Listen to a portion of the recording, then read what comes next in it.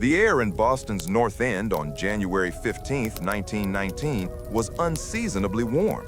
It felt more like a spring day than the dead of winter, a bizarre weather anomaly that would prove to be the first quiet conspirator in one of the most freakish and bizarre disasters in American history. No one on Commercial Street, near the busy waterfront, could have predicted that a simple, sweet commodity, molasses, was about to become a devastating agent of chaos and death. The date itself was significant. World War I had ended just months earlier. Prohibition was about to be ratified, and a new era of American life was dawning. People were bustling, going about their daily lives, focused on the future. Towering over the waterfront was a colossal, intimidating structure, a massive steel storage tank 50 feet tall and 90 feet wide. It belonged to the Purity Distilling Company, and inside, it held a staggering 2.3 million gallons of raw molasses. This wasn't just for making table syrup. In the years before Prohibition, molasses was the key ingredient for industrial alcohol, which was distilled into rum and, crucially, into ethanol for wartime munitions. Locals knew the tank. They often complained about it. For months, it had been emitting deep, unnerving groans in creaks. When temperatures dropped, molasses became incredibly dense and thick, exerting massive pressure on the tank's thin, badly riveted steel walls. Kids in the neighborhood knew it too. They would bring buckets to the base, where the tank often leaked, collecting the dripping, sweet bounty to take home. They called it sweets and thought nothing of the constant, dark seepage. The sweet, sudden apocalypse. At 12:30 p.m., the lunch hour rush, the world turned upside down. With a sound that witnesses later described as a thunderous roar, a deafening crack, and the rapid-fire rattle of machine guns, the rivets tearing free, the massive steel tank disintegrated. The effect was instantaneous and cataclysmic. 2.3 million gallons of molasses, weighing approximately 26 million pounds, 12,000 tons, erupted outward. It wasn't a gentle pour, it was an explosion. The initial wave was estimated to be between 15 and 25 feet high. Driven by immense hydrostatic pressure, the thick, heavy liquid initially moved at an incredible speed, an estimated 35 miles per hour. That is a speed faster than most human beings can run, and easily fast enough to overtake streetcars and wagons. The wave didn't just rush, it slammed. A nearby fire station was immediately crushed, its engine tossed like a toy, trapping or killing the firemen inside. Buildings were ripped off their foundations and pulverized. The force was so immense that a support girder from the elevated railway was bent inward. 2 blocks of the North End's residential and commercial buildings were instantly decimated. The molasses was not like water. It was 5 to 11 times denser than water. This density meant it had an enormous, bone-crushing mass and inertia. When the wave subsided, the sticky, slow-moving sludge trapped everything it touched. The aftermath, a lethal viscosity.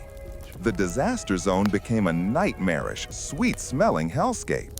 21 people were killed and over 100 were injured.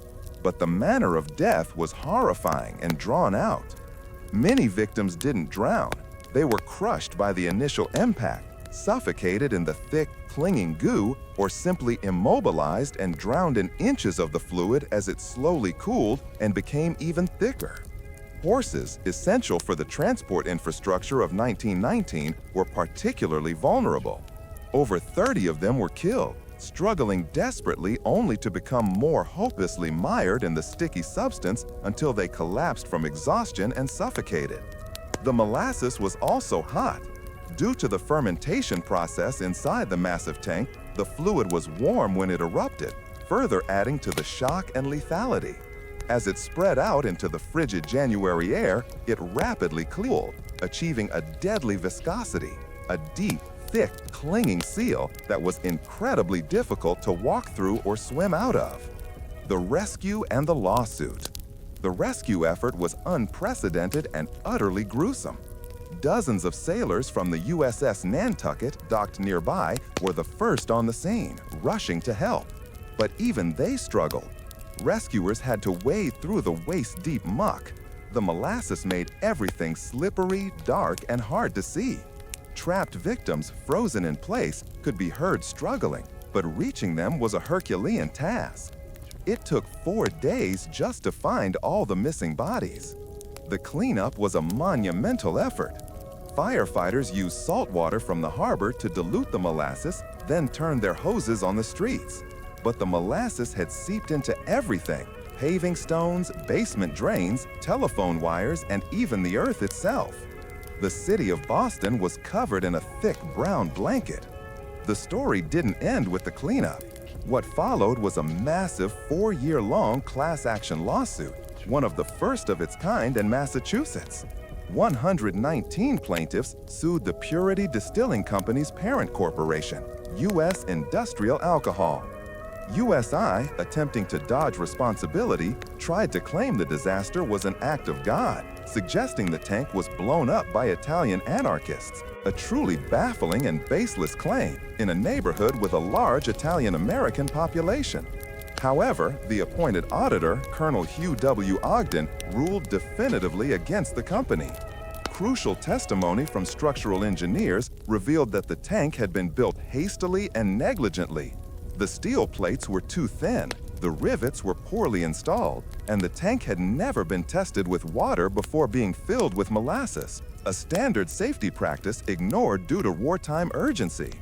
The court found the company guilty of negligence and ordered them to pay the victims' families and survivors the equivalent of millions of dollars in today's money. The lingering sweetness. Today, the molasses flood is often relegated to a quirky footnote in history, but its impact was profound. It led directly to stricter building codes, mandatory engineering inspections, and established a major precedent for corporate liability in the USA. As for the sticky legacy, for decades afterward, Boston residents claimed that on hot summer days, they could still smell the sweet scent of fermented molasses rising from the sewer grates and the very soil of the North End. The disaster had literally seeped into the fabric of the city.